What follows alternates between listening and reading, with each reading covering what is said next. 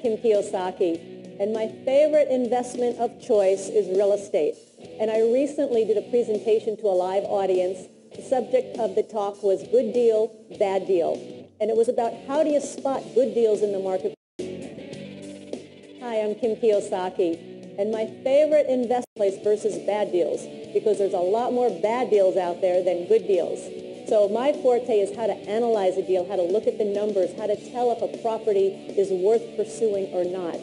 So I'm going to take you right now to that live performance with an audience. We had about 300 or 400 people, and I trust you'll enjoy it.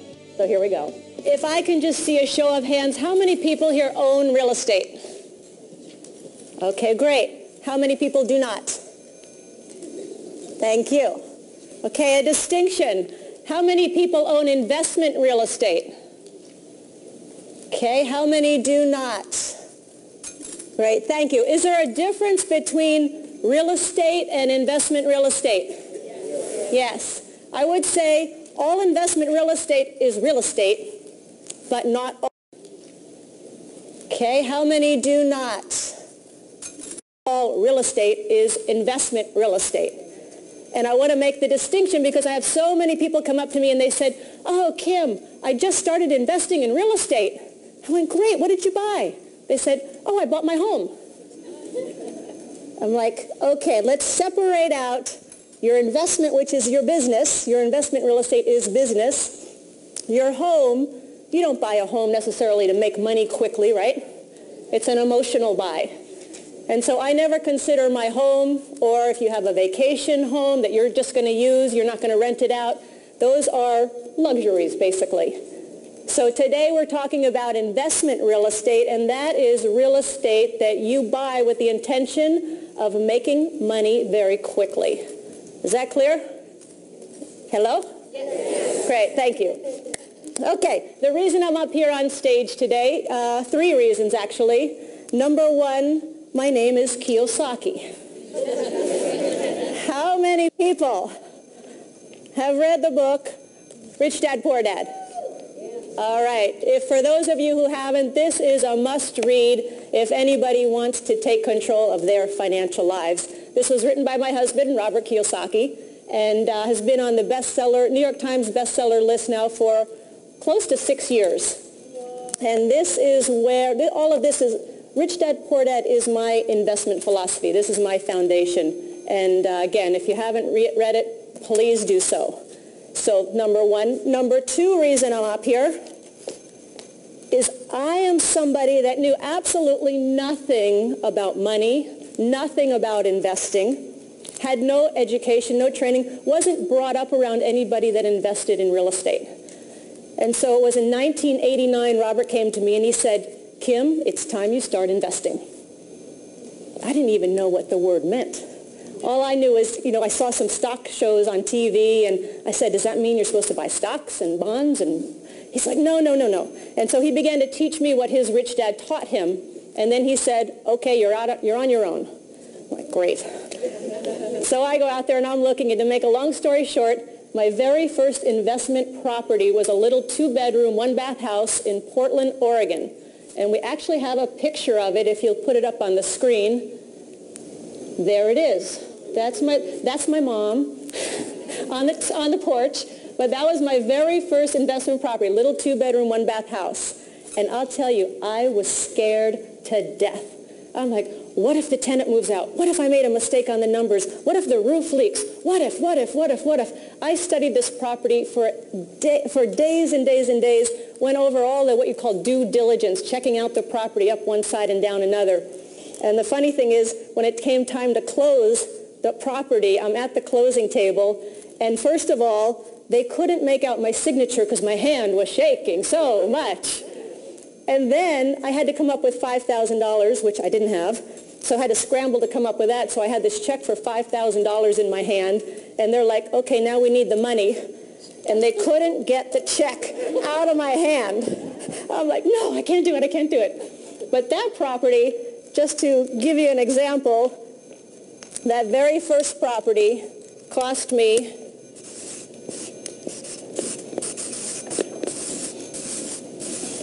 $45,000.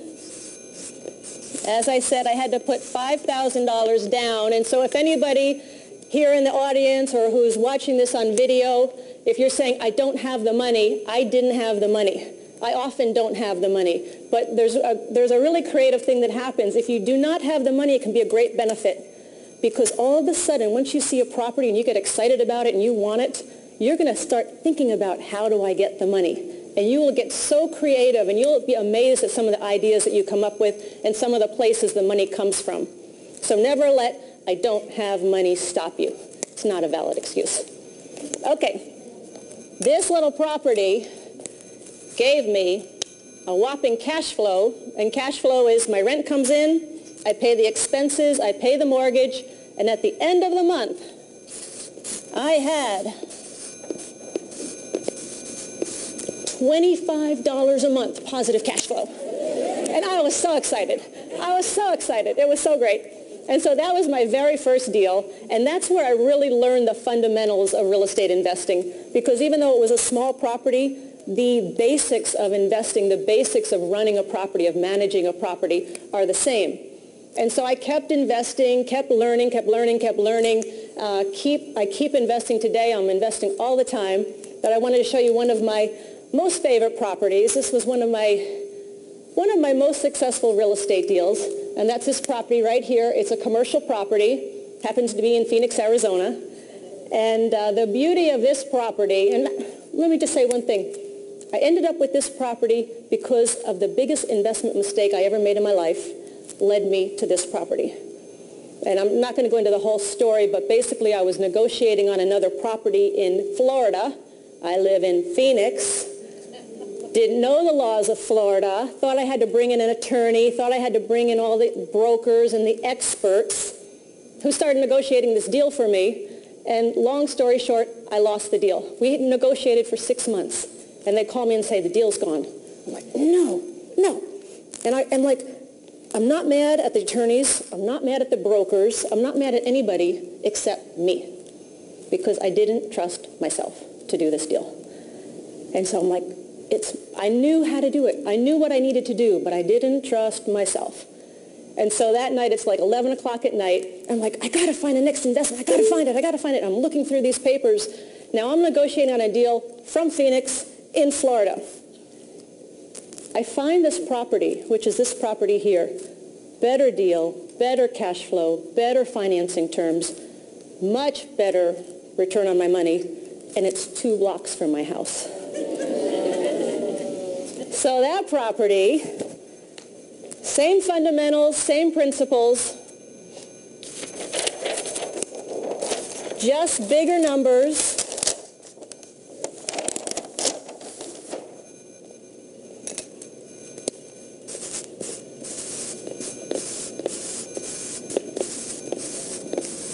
That was an $8 million property.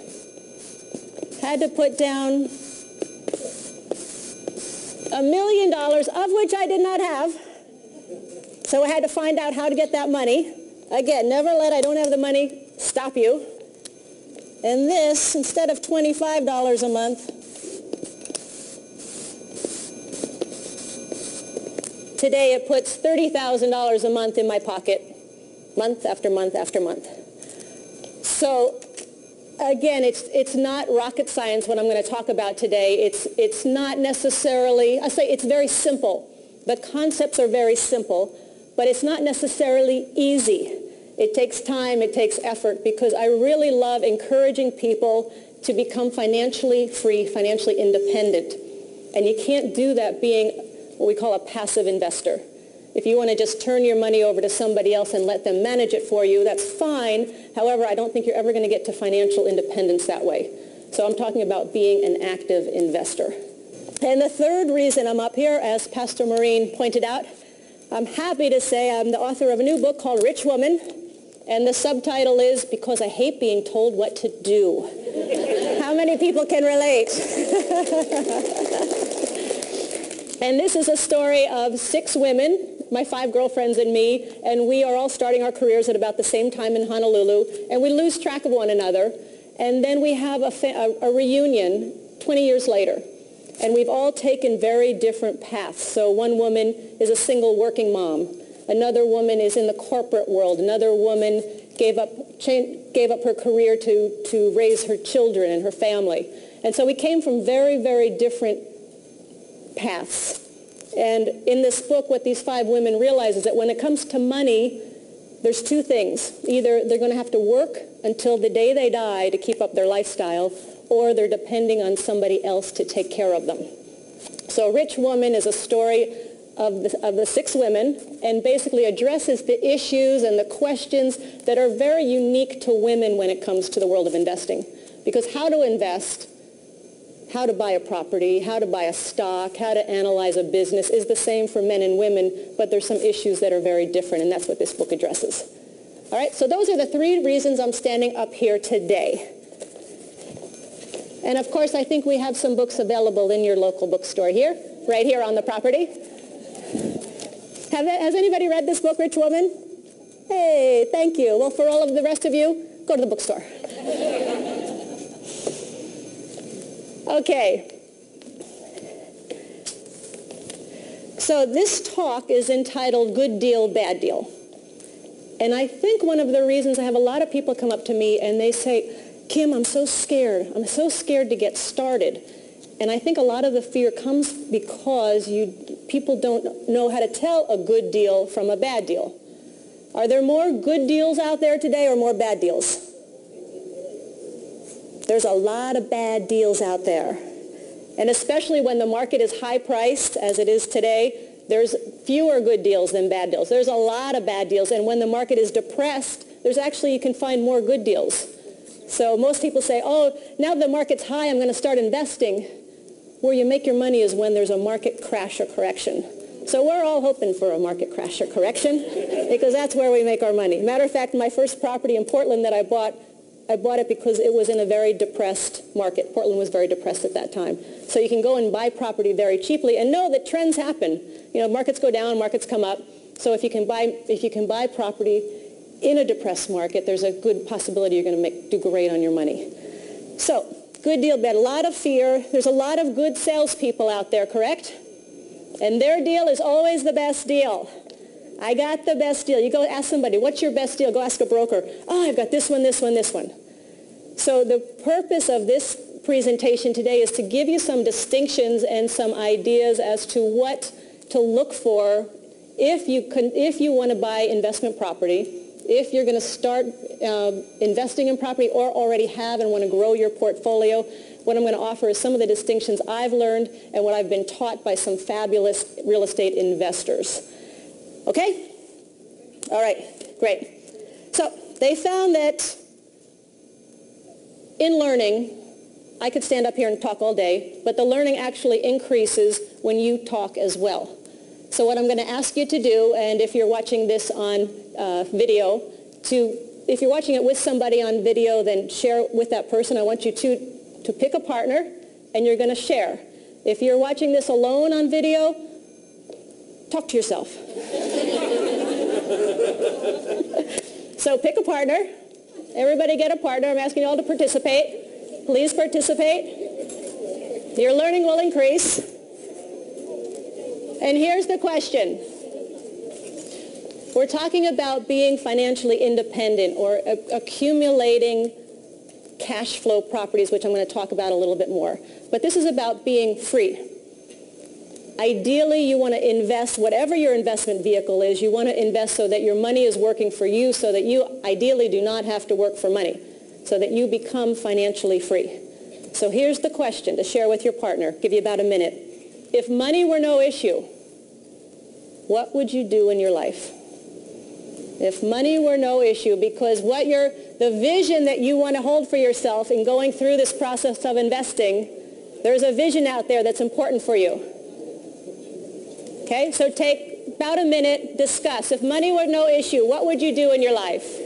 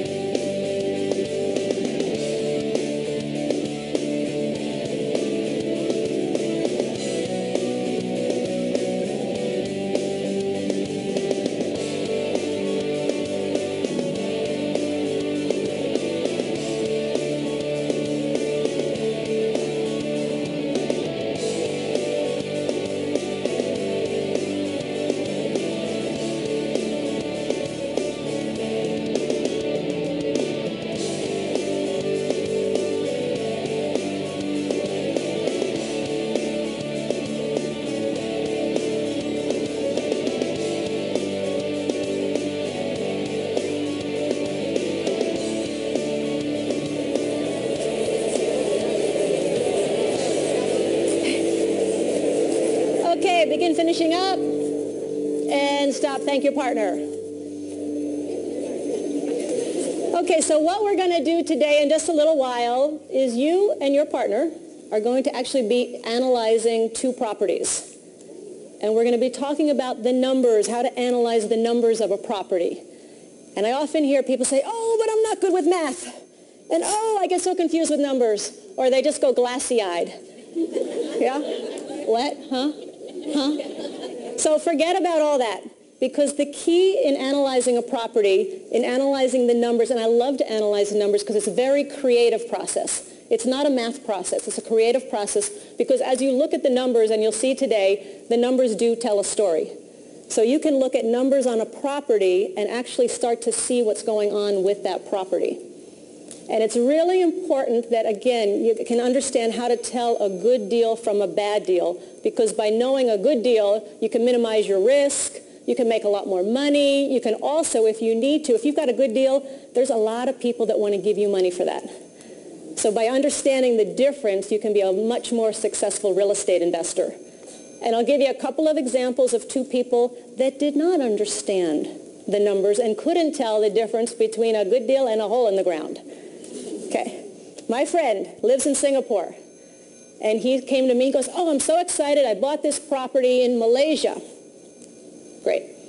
What's the property? Oh, it's a 6-unit commercial building. Great. How much money is it making? Nothing. Okay, you got expenses. He goes, oh yeah. You got a mortgage. Oh yeah. Well, how much money are you losing? Oh, about $7,000 a month. Like, okay. Six units. None of them are rented. Oh, no, one's rented. One's rented. I'm like, so you must have income. He goes, oh, no, it's a church. I can't charge money to a church. So I'm like, okay. I said, I'm looking at this thing, and I finally turned to him. I said, Richard, why did you buy this property? And he goes, oh, they had such a nice glossy brochure. I couldn't pass it up. I go, okay. So do not ever buy a property because it has a nice glossy brochure. Do a little research, do a little homework. I don't think today he owns that property. And then there was another gentleman, and this was in Sydney, Australia. He had bought it was a single-family house in an area called King's Cross, Australia, in Sydney. And he bought the property on a whim.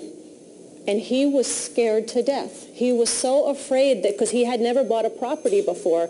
And he's like, I got to get out of it. I got to get out of it. I need the money. I can't do it. I need the money. I'm like, how much did you put in? He said, $6,000. I'm like, okay. So I look at the property. I'm like, are you sure you don't want to? No, I don't like real estate. I don't want to do it. I'm like, okay. So we gave him the $6,000. So he got his money back. He turned the property over to us. We had a lovely cash flow every month of that property. And when we sold it, we made about $230,000. Only because we understood the good deal from the bad deal. So again, that's what I'm here to talk to you about, so you can start making those distinctions and make a lot of money, but ultimately free yourself up from having to work to make a living and having your money work hard for you. Okay? So again, I'm going to turn it back to you. Take a minute, share with your partner. Let me ask a question first. How many people here are planning on investing in property? Oh, fantastic. Fantastic. And again, how many people have invested in property? Wonderful. Okay. So take a moment and with your partner discuss how would understanding the numbers, and we're going to take it very simply, make you a better investor. Ready? Take 1 minute. Go.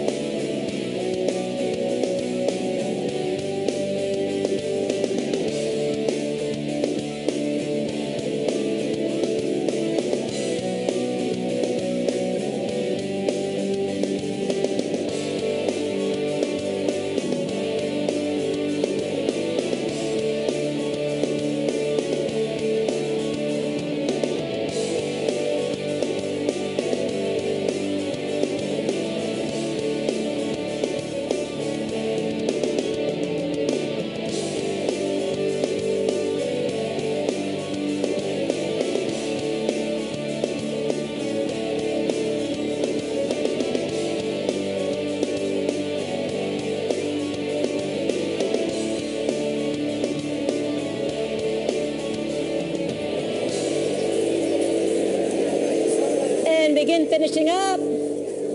And stop. Thank your partner.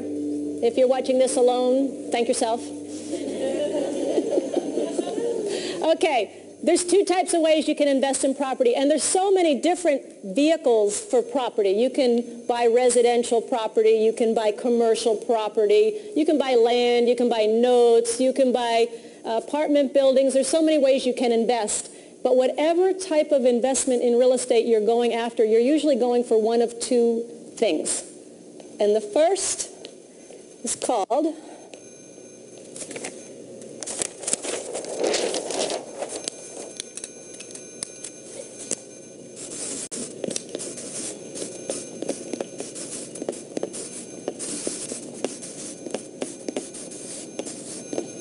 capital what? Capital gains. So capital gains, you buy a property, maybe you put a little money into it, you immediately turn around and sell it, and your profit is called capital gains. Now, when you're looking at capital gains, your house, if you sell your house, you make a profit on your residence. That's also capital gains. There's not a whole lot of analysis that goes along with capital gains. Yes, there's definitely things you need to know. You need to do your research. There's a lot you need to find out about. But there's not a lot of number analysis because you're not going to necessarily hold this for the long term. All right? So that's the capital gains. If you're buying stocks, a lot of times you buy a stock low, you sell it high. That's capital gains. All right? So that's not what we're going to talk about today. We're going to talk about, and for those of you who have read Rich Dad, Poor Dad know this well, one day I was driving in my car, and Robert called up and he said, Kim, what are you passionate about? And I'm like, Robert, it's 2 o'clock in the afternoon. You're calling and asking what I'm passionate about. He goes, yeah, I got to know. What are you passionate about? And I thought about it for a minute, and I said 2 words.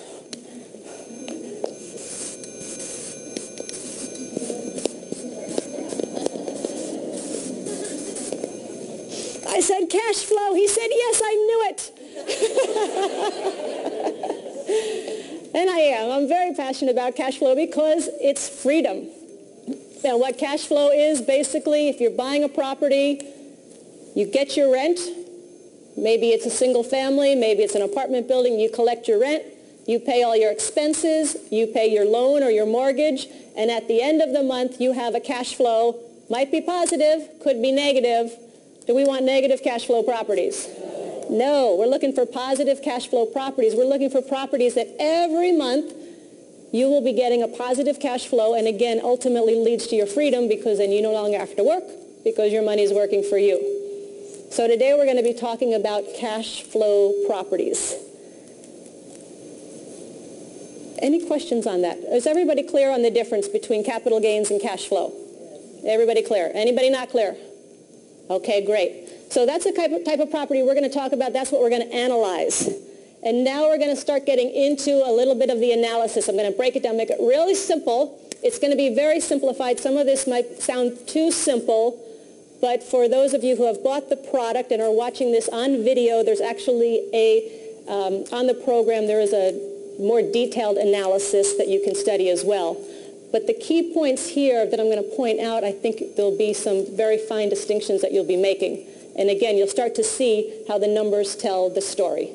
All right? So, good deal, bad deal. There's 3 components to any real estate deal. Doesn't matter if it's Trump Plaza in New York, or if it's a single family house that you're renting out. There's 3 components. The first one is what? First component, when analyzing a deal, you've got to find out what's your income. So the first component is income, the rent that you're receiving. Okay, the main component of income is what? The main component of income is what? Your rent. Who pays your rent? Your tenants.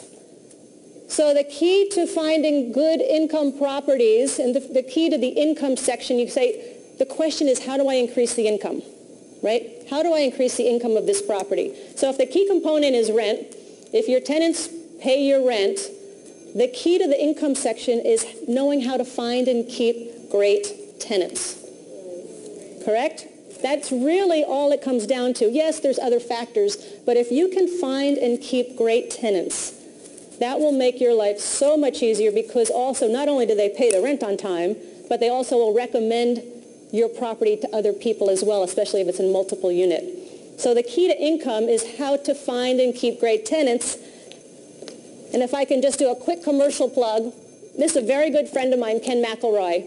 He is also my investment partner along with Robert. And he put this property together, how to increase the income on your property. And I'll tell you, he and I sat in this studio and we talked about the little things that you can do to increase the income, to reduce expenses, to make your property operate more optimally. So how to increase your income is great. It's all about property management.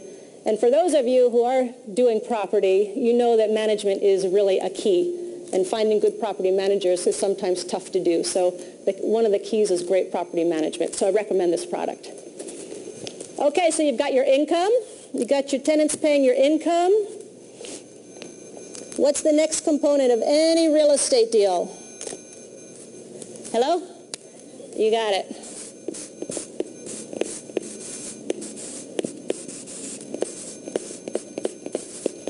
Expenses.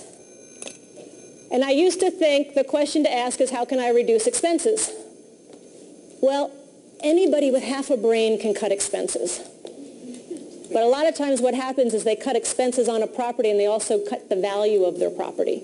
You know, maybe we just won't pave the driveway. Maybe we won't paint. Maybe we'll cut down on the landscape, and all of a sudden the property doesn't look so good and people don't want to come to the property. They don't want to live at the property.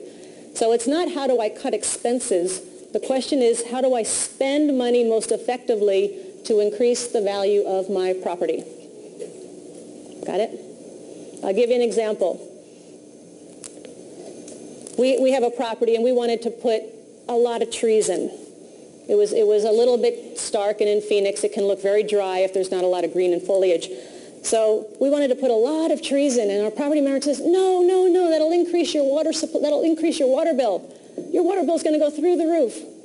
I'm like, let's give it a shot. So we planted all these trees. Yes, the water bill went through the roof, but the property looked so green and so lush and cool in Phoenix, which is a great thing, that all of a sudden people just driving by used to stop and ask if there was a unit available. We now have waiting lists on that property, just from planting trees. So again, it's how do you spend the money most effectively to increase the value of your property? And of course, then you can increase your rent, which increases your what? Income, and which increases the whole value of your property, and which of course then increases your cash flow. Okay?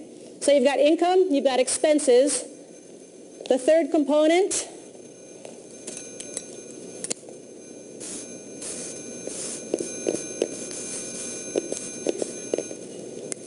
is your debt or your financing. And the very simple question is, how can I arrange for the best financing terms for my property? Now, lately with the interest rates so low, we had a lot of people who were refinancing their homes, or a lot of people moving out of apartments to buy their homes because the interest was so cheap. Made a big change, and now those interest rates are starting to rise again, so we're going to see a shift. But the whole key is, how do I get the best financing? There's all sorts of ways to finance a property. And a lot of people who say, I don't have good credit, or I don't think I can qualify for a loan, again, not a good excuse. It won't cut with me. It won't cut with me. When I first started investing, it wasn't until about 6 years that I actually went to a traditional bank for a loan. I did seller financing. I did all kinds of creative financing. They had what was called assumable loans, which we still have today. Just have to ask if it's available, where you just assume the loan on the property. There's all sorts of ways to finance a property. And here's one little key. Often somebody will find a property and they'll go to a bank and they'll say, here's my numbers, I'd like a loan. The bank says, nope, can't have a loan. So they walk away and they go, darn, I can't get financing for this. I just can't get financing. And they give up. Well, they didn't know that that specific bank doesn't lend on duplexes. They lend on commercial properties. So you've got to find the institution, the bank, the lender that's going to lend on the type of property that you have, and that's where mortgage brokers can come in very, very handy. Are there any mortgage brokers in the audience? Yes, great. you might want to talk to these people because their job is to set you up with the right lender for your property. And I don't know how to do that, but they do. So that can save you a lot of time and a lot of frustration and a lot of discouragement because every property has a loan available to it. You just got to find it. So again, finding the best financing terms. So any real estate deal, income, expenses, and debt. That's really the three things you've got to be concerned with. It's not any more complicated than that. Okay, so again, to increase your learning, to increase your retention, please turn to your partner and discuss what you've heard about income, expenses, and debt. Ready, go.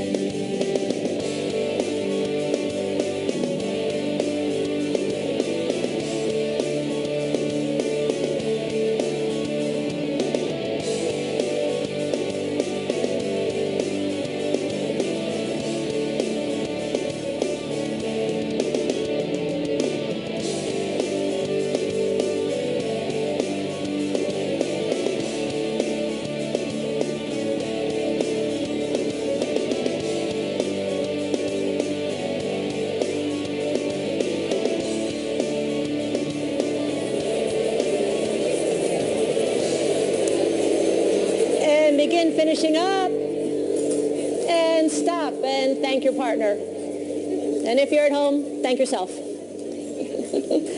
Okay, so in just a minute, we're actually going to get into the analysis of how you look at the numbers and what the numbers are telling you. And one of the first questions that comes up often is, how do I get the numbers on a property? Where do I find the numbers to look at? Do I have to put them together myself? Are they available somewhere? If you're using a real estate broker, often they should provide you with the numbers. If it's a very small property like a single-family house or a duplex, sometimes you might have to work a little harder to get the actual numbers. Usually the seller, the owner, will provide those for you. If it's a larger property, if it's a threeplex, fourplex, the broker's job is to provide you with the information, provide you with the numbers so that you can determine if it's a property you want to pursue or not. So there is a sheet called a pro forma. And here's the trick on pro formas. Are there any real estate brokers in this audience? Okay, don't take this personally. Real estate brokers occasionally do tend to lie about numbers. Okay? Just want to be upfront with you about that. On a pro forma, they give you the income, expenses, debt on a property. Are they the actual numbers of a property? Not necessarily. Often they are projected, like this is your best case scenario.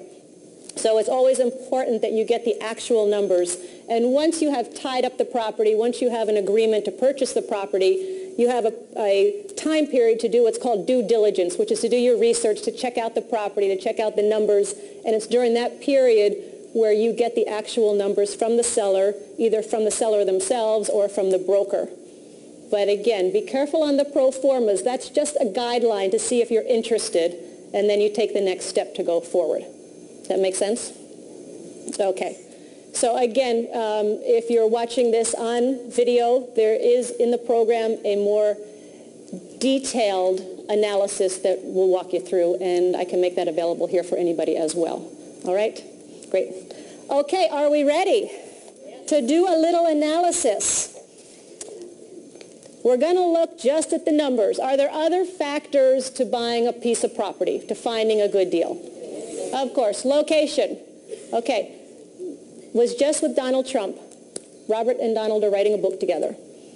Donald made a very good point. He said, location, location, location. However, he's seen a lot of people who have taken a great location and totally destroyed it by putting the wrong property on it, by not doing their research, and people that can take a bad location and turn it into something fantastic. We were talking with Magic Johnson. What he does is he goes into the inner cities where nobody wants to go. No one fears to tread. And he goes in there and he builds these magnificent communities, complete with Starbucks and all, for people of the inner cities. So location is very important, and just know that it's not just location, but that's a key point. Is the trend important of an area? Is the trend going up? Is it coming down? Are people moving in? Is it being revitalized, or is it deteriorating? I don't ever want to buy a property, even if it cash flows, I don't want to buy a property if it's in a declining area. Okay? Other factors such as the overall look of the property, the age of the property, all of this takes into account. But today we're going to focus on the numbers. So what I want you to do is with your partner, this is now your investment partner. Say hello to your investment partner. Hopefully they know something. Okay, and for those of you watching this on video, if you're with somebody, they're your investment they're your investment partner. Otherwise, just imagine. Okay? All right. Now, to make it a little more interesting, because if you are going to invest in property and you're going to get in the game of any investment, you got to put a little money down. Okay? So I want everybody to break out a $1 bill, and this is what you are going to be betting with.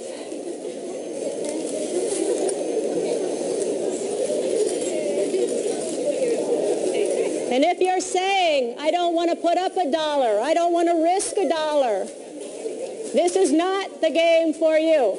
You've got to get in the game. If you're watching this on video, break out your $1 bill. It does you no good to get to talk about it if you're not actually getting some money on the table. Okay, let me see your $1 bills. All right. Which team is the smartest real estate investors here? Hey! Okay, let's make it a little more interesting. The team next to you, this is who you're betting against. So say hello to your team.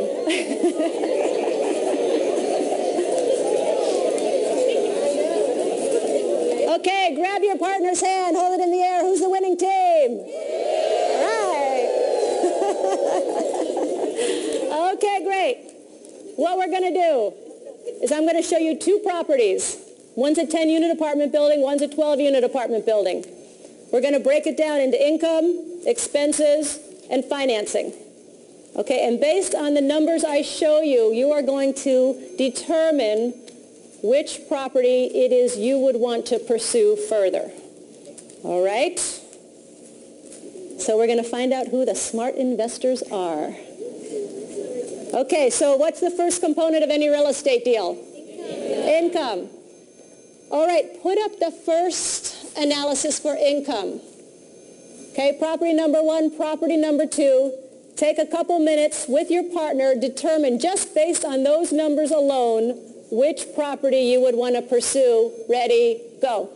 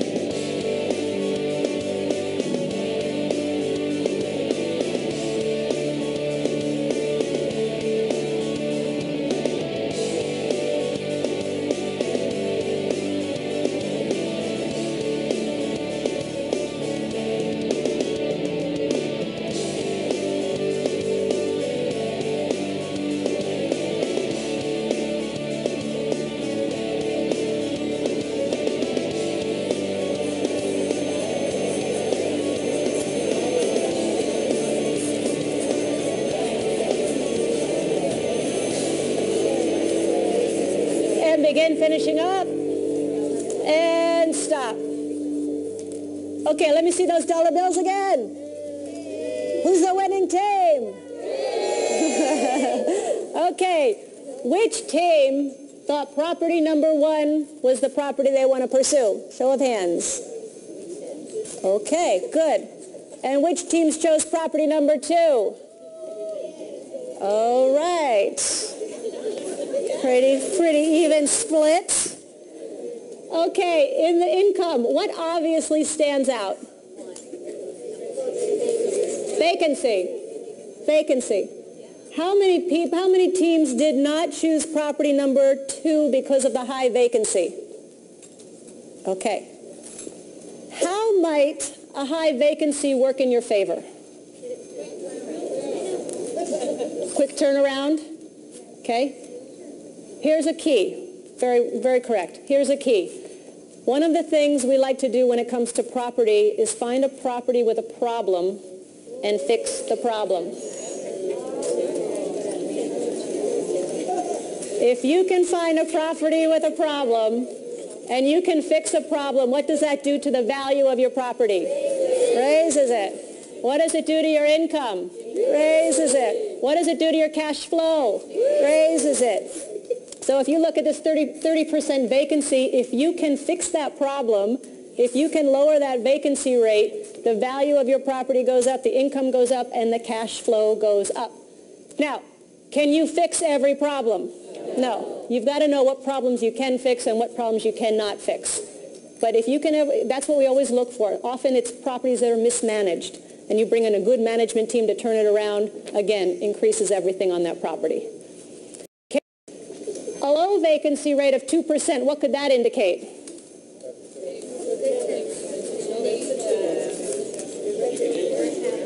You could increase your rent. Your rents might be too low.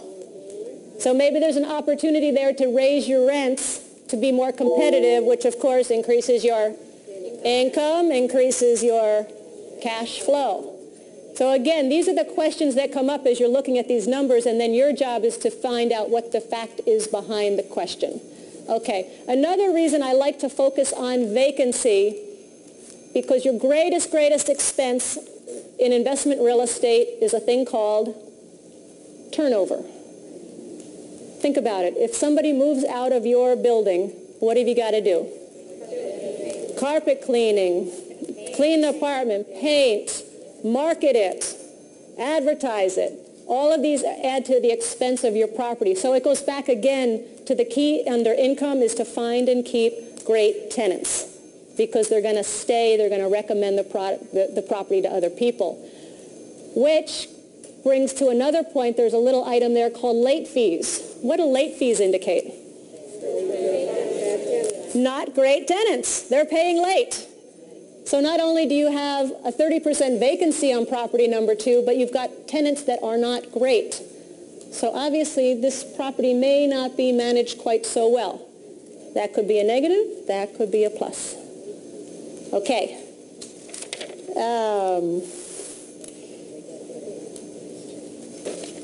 I think that's about it for income.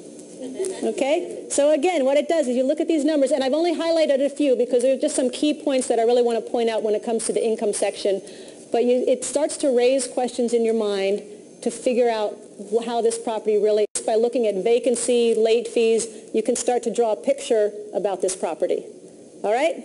So again, which teams pick number 1? Okay, which teams pick number 2? Which teams have no idea at all? Thank you.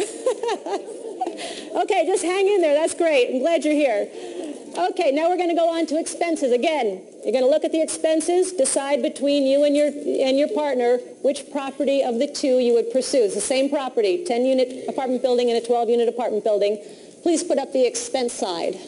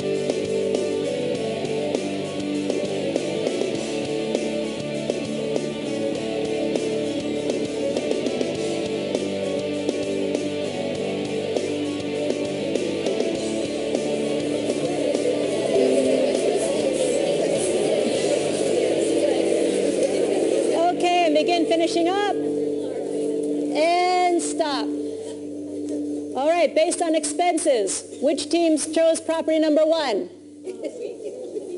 Ooh, interesting, interesting. Which teams chose property number 2? Wow, okay. Electricity. What might that indicate?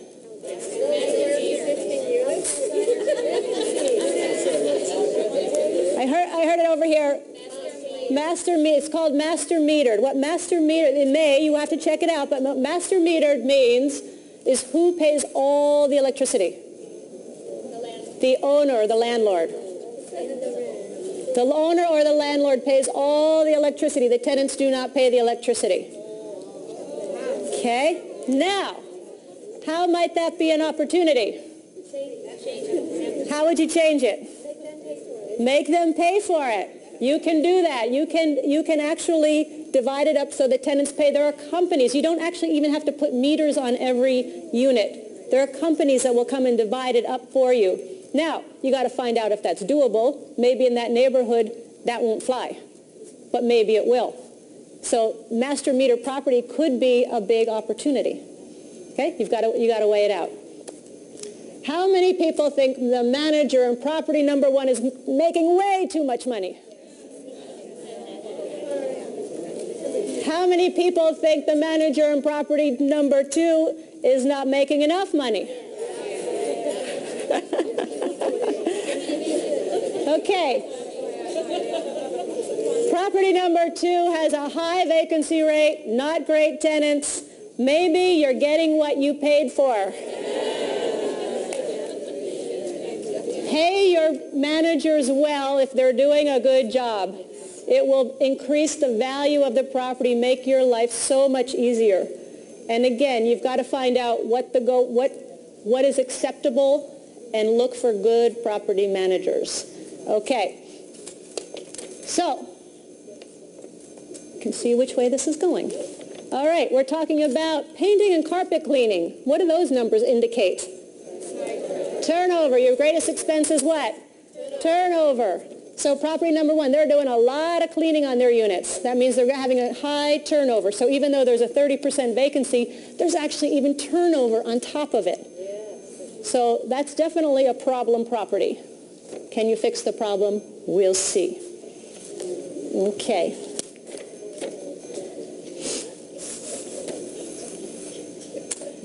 Okay, so again, are you starting to see how the numbers start to tell a story? Okay, and these are just some simple numbers. There is a program that we developed called 6 Steps to Becoming a Successful Real Estate Investor. If anybody's interested, we go a lot more into the in-depth analysis on how to analyze a property, due diligence checklists, everything that you need to look at when deciding whether to purchase a property or not. There's actually a spreadsheet that you can plug in your numbers to and figure out your cash flow, your return on investment, all of that. So 6 steps to becoming a successful real estate investor. Quick little commercial plug. Okay, now, property number 1, who's still interested? Okay, property number 2, who's interested? Who has no clue?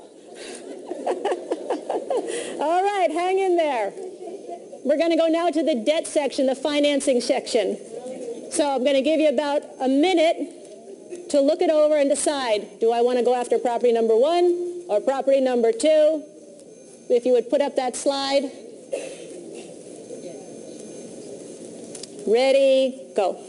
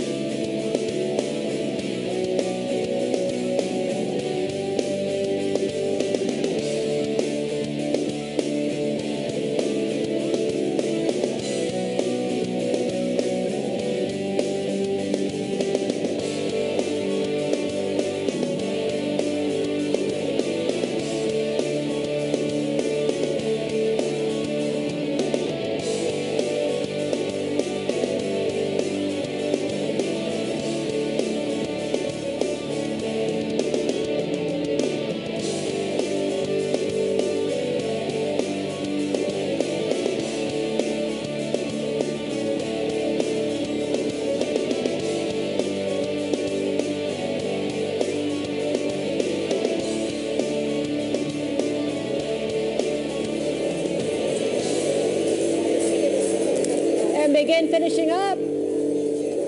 And stop. Which team has that winning feeling?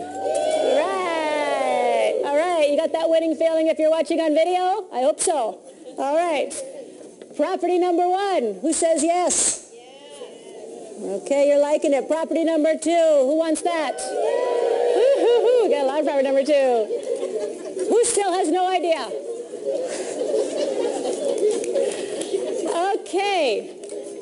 Property number 2. New financing, 20% down payment, loan of 5.5% interest, pretty straightforward, pretty nice financing, right? Okay. Property number 1, they're asking for 30% down. So you're going to have to come up with a little more money, and it's an assumable loan at 9% interest. What does assumable mean? Very little qualifying, if any. And you basically take over the loan on the property. Now, a 9% interest rate, especially today, is pretty high, right? Yes. Not very attractive. Do all assumable loans have to be assumed? No. What if you got new financing? Yeah. 5% interest, 5.5% interest? Right. That would make the value of your property do what?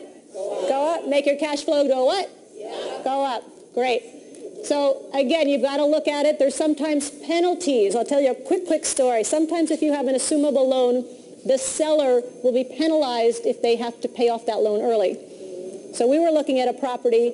It actually had a penalty for the seller to pay off their property of $1 million. $1 million it was going to cost him. And so we're like, well, so everybody walked away from the deal. They all walked away from it. And what happened is we went in and we got our loan that we needed at 6%. And then we looked at this other loan and we're like, I'll tell you what, we'll take it over. You loan us some money. We won't pay it off, but you loan us at 0% interest. So you're not going to have to pay the $1 million, but you're going to loan us the money at 0%. Does that make sense? Okay, so we've got the 9% assumable, and he's loaning us a second at 0%, so our blended rate was about 6.5%. Does that make sense? Okay, so there's always ways to be creative to do these deals. There's always ways. Everything is negotiable, and what I'm finding now more and more is a lot of the answers are in the details. So, for example, another property we looked at, it had an assumable loan on it, and the loan was going to be, it was at like 9.5%. But it was going to go through the year 2012. So it made the property very unattractive. It didn't cash flow because it was such a high interest rate, big debt. So as we're reading through the fine print, my partner points out, he's looking and he's making phone calls, and he found out there was a typo on the pro forma. You got to do your details. You got to do your research. When he went back and looked over the loan documents, he found out we could pay off that loan in 6 months and not assume that rate. So, of course, we extended the closing for 6 months, then put new financing on it, and the property makes perfect sense now. Make sense? Okay. So sometimes it's in the details.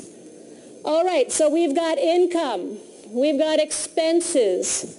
We've got debt. Where's that winning team? Where's the winning team? Okay, let me see those dollar bills. At home, put up your dollar bills, all right? Okay, which team chose property number 1 as the one they're going to pursue? Great. 1? Okay, who chose property number 2? Okay, and the answer is... it depends.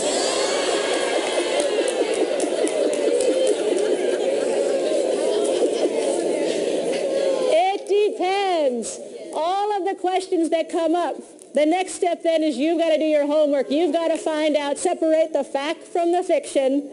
Can you fix the problems? Does it make sense? It's all part of the numbers tell the story. Okay, so you can all keep your dollar bills. You guys played well. There is no correct answer. There's no right answer when it comes to real estate investing. What works for one person may not work for another person. But you've got to find the properties that are going to work for you, that you can fix, that you can make the best return on your money from, and that eventually, through investing, you become financially free. And then you do whatever it is in your heart, whatever your dreams are, whatever it is you truly want to do with your life. That's what this is about. So thank you very much, and I wish you investing success beyond your wildest dreams. Thank you. So I trust you now understand a little bit more on how to find a good deal versus a bad deal. But before we go, I just have 2 more points I'd like to make. First of all, I really recommend our premier product called the Cash Flow Board Game. And the reason being is this is how Robert and I truly got out of the rat race and became financially independent. And on this board game, you will actually be analyzing deals. You'll quickly be making financial decisions around real estate, such as here you have a property that's giving you cash flow, and all of a sudden you get this great price for it. Should I sell it, take the capital gains, or do I hold on to it and keep the cash flow? So it's actually very real life. And what we found is people that write to us and give us their success stories, people that are out there actively investing, building their portfolios, becoming financially free, 80 to 90% of them are playing the cash flow game on a regular basis. So there's something about this game that really gets people to take action. So I highly recommend you purchase this game or go online and find a cash flow club where people are playing the game in cities throughout the world. And the second point I want to make is just, again, to highlight why I love real estate over, for example, stocks, bonds, mutual funds. And it's very simple. If you remember from Rich Dad, Poor Dad and so many of the Rich Dad products, we talk about the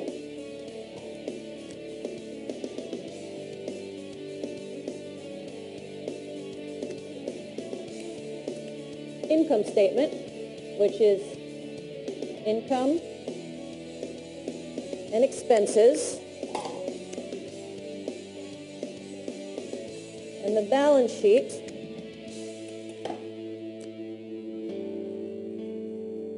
which is assets and liabilities. Now, the beauty with real estate is there are so many ways to make money, and you can make money in every one of these quadrants. So in stocks, you might get appreciation. You buy low, you sell high. In some stocks, you might even get a little bit of a dividend or cash flow. But the beauty of real estate is this. There's 4 incomes that you're actually getting. Number 1, you're getting cash flow. Hopefully, you're getting positive cash flow. That goes in your income. Then you're also getting depreciation, which comes into your expense column. If the property is appreciating, then you get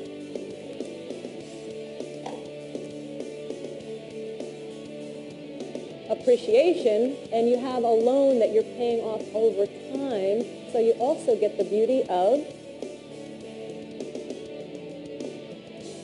amortization. So you get cash flow, you get depreciation, you get appreciation and amortization, and that's one of the real true reasons why I love real estate. So those are my 2 extra points. Thank you so much for watching. I trust you got great value from this program. And until next time, I wish you investing success beyond your wildest dreams.